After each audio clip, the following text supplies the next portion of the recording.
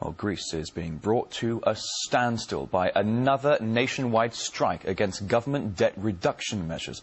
The 24-hour walkout is already the second in the last 10 days.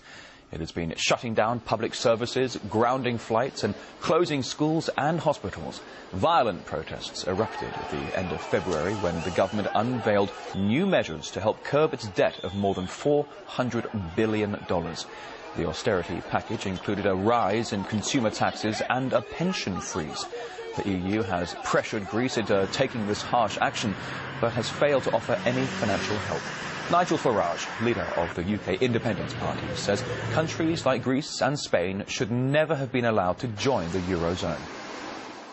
All of these countries joined the euro 10 years ago. As a result of that, they had interest rates for 7 of the first 10 years that were much lower than they should have been, which meant they all had massive property booms that have now turned to busts. And it's becoming obvious to me, and I think to many people, that these countries, if they stay in the euro, they've got no economic future whatsoever.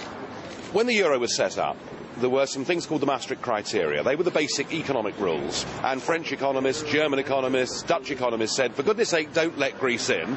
They don't meet the criteria.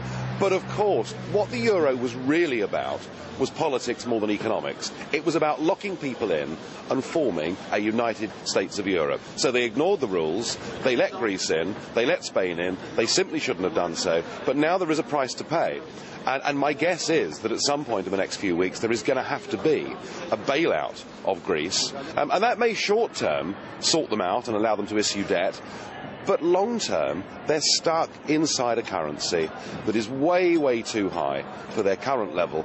They need, I'm sure, any IMF economist in the world would say that we need to shore up the Greek debt, go back to the drachma and let them devalue. And until that happens, then I'm afraid that Greece is going to suffer, not just economically, but I fear serious civil disorder there as well.